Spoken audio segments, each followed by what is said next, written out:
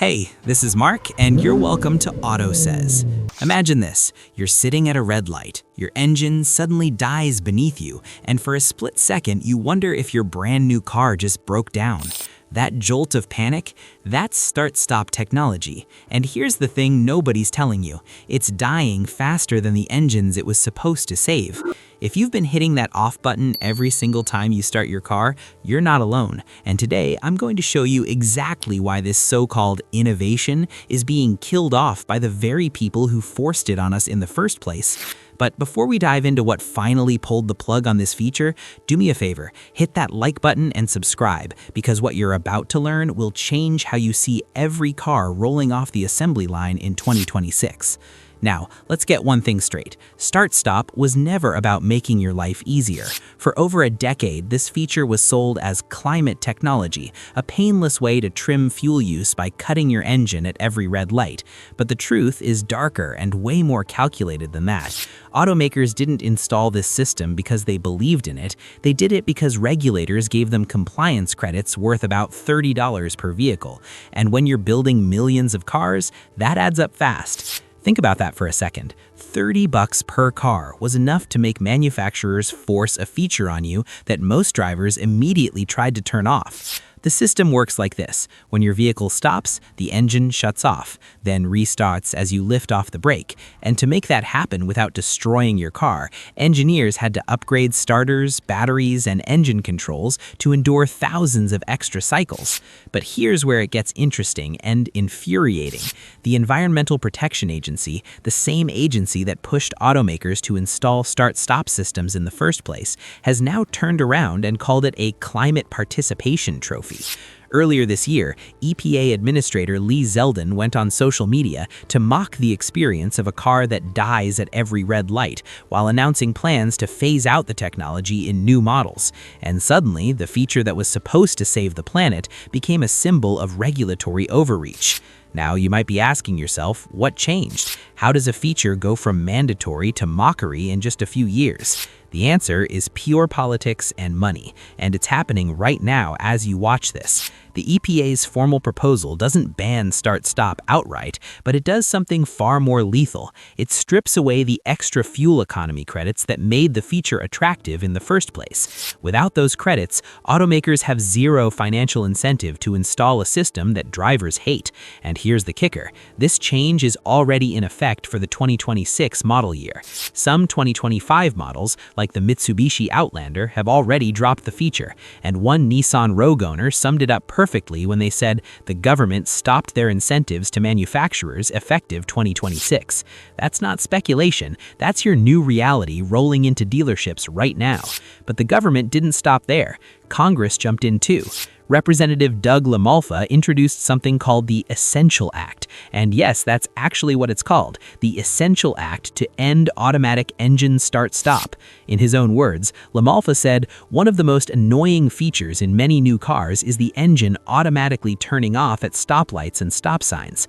And he's pushing to scrap the federal rules that forced these systems into vehicles. His office even claimed that start-stop technology has been widely criticized for causing wear on vehicle components, including starters and batteries.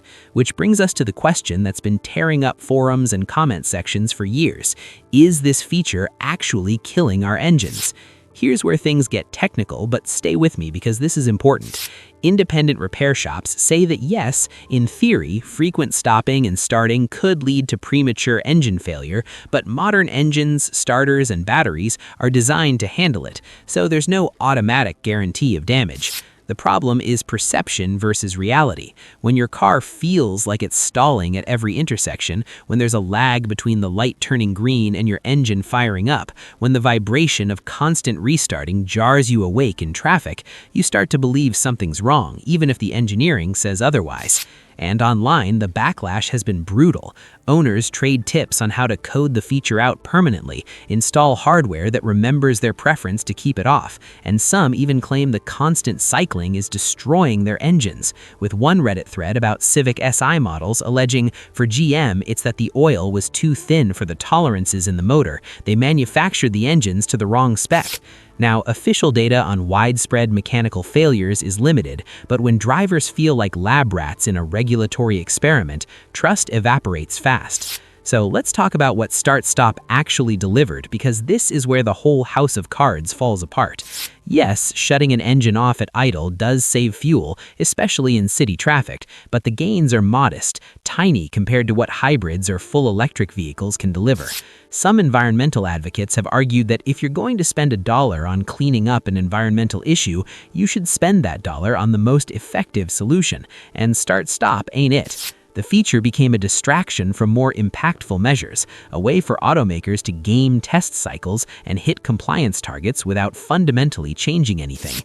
One video on this topic is literally titled "Auto Start Stop is Dead and Good Riddance," arguing that the money and engineering effort would have been better spent elsewhere. And honestly, it's hard to argue with that when you look at where the market is heading. Because here's what's really happening behind the curtain. Automakers are pivoting hard to hybrids and EVs, and they're doing it because that's where the money and the future are. Recent data shows that roughly 1/3 of hybrid drivers transition to a fully electric vehicle, and hybrids are increasingly seen as a bridge technology by shoppers. Now here's the ironic twist that'll blow your mind. Hybrids inherently incorporate stop-start behavior as part of their operation, but they do it with electric motors and larger batteries that make the transition smooth and the fuel savings far more significant than a basic start-stop system ever could. So the technology isn't dying, it's evolving into something drivers actually want, and that's the real death blow to the old system. The EPA noticed this cue, and analysts point out that hybrids essentially incorporate stop-start as part of their operation, but their more powerful electric motors and batteries make them a completely different category from the simple systems that just cut the engine at idle. As the EPA and National Highway Traffic Safety Administration update their rules, they're steering automakers toward these comprehensive solutions instead of incremental tweaks. And the message is clear-cut. If you're going to invest in efficiency tech, put that money into hybrids and EVs that buyers actually want, not into a feature that regulators no longer reward and drivers actively despise. Now you might be asking yourself, is there a safety angle here? And while NHTSA hasn't singled out start-stop as a major hazard, their public database of investigations and complaints has become a reference point for owners who believe the feature contributes to hesitation or unexpected behavior at intersections. Think about it. When your engine dies and you're waiting for it to restart, even if it's just a fraction of a second, that's a fraction of a second where you're not in full control. And in city traffic, that hesitation can feel dangerous, even if the data doesn't show widespread crashes. But beyond safety, start-stop has become a case study on how even small tech features can drag down perceived quality if they're forced on drivers without enough refinement. Industry quality surveys show that poorly executed features and confusing interfaces continue to plague automakers. And when a feature is both mandatory and disliked, it becomes a lightning rod in those surveys.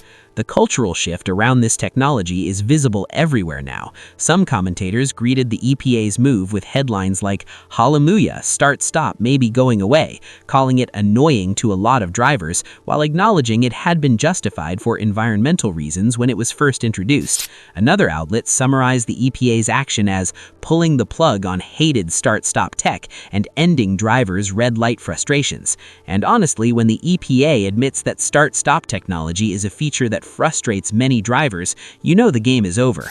What we're watching unfold is a rare moment where drivers, regulators, and many automakers all seem ready to move on at the same time, and that almost never happens in the auto industry.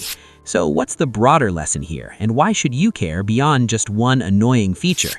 Start-stop's rise and fall fits into a longer story about how the engine business has tried to adapt to regulatory and market pressure. And a decade ago, industry insiders were already warning that regulations, fuel prices, and consumer expectations were converging in ways that would force a complete rethink of traditional engine design. Start-stop was one answer to that pressure, but it was always a half step, a way to stretch the life of internal combustion without fundamentally changing it. And now the limits of that incrementalism are painfully clear. Start-stop technology faces a multi-pronged attack from regulators, lawmakers, and drivers looking for ways to disable it. And for all the engineering effort that went into making engines survive thousands of extra restarts, the real verdict is being delivered by policymakers and buyers who've decided that if they're going to change how their cars behave, they want the payoff to be big enough to actually notice. Looking ahead, the EPA's proposal makes it clear that what happens next isn't a ban, but a quiet phase-out. Automakers are free to keep start-stop if they want, but they won't receive extra credits for doing so. And in practice, that means the feature will probably linger in some legacy platforms and lower-cost models for a few more years, while most new designs skip it entirely in favor of more advanced electrified powertrains. For drivers who've spent years stabbing that off button at every startup, this is a small but satisfying victory. And for regulators, it marks the close of a chapter where incremental tweaks to combustion engines briefly stood in for the deeper transformation that's finally underway. So, the next time you sit at a red light and your engine keeps running, remember, that's not a bug, that's progress. And it only happened because millions of drivers like you refused to accept a solution that made the problem worse. If this story showed you something you didn't know about how car regulations really work, hit that like button, subscribe for more automotive deep dives, and drop a comment telling me if you're celebrating the death of start-stop or if you actually miss it. I'm Mark. This is AUTOSAYS, and I'll see you in the next one.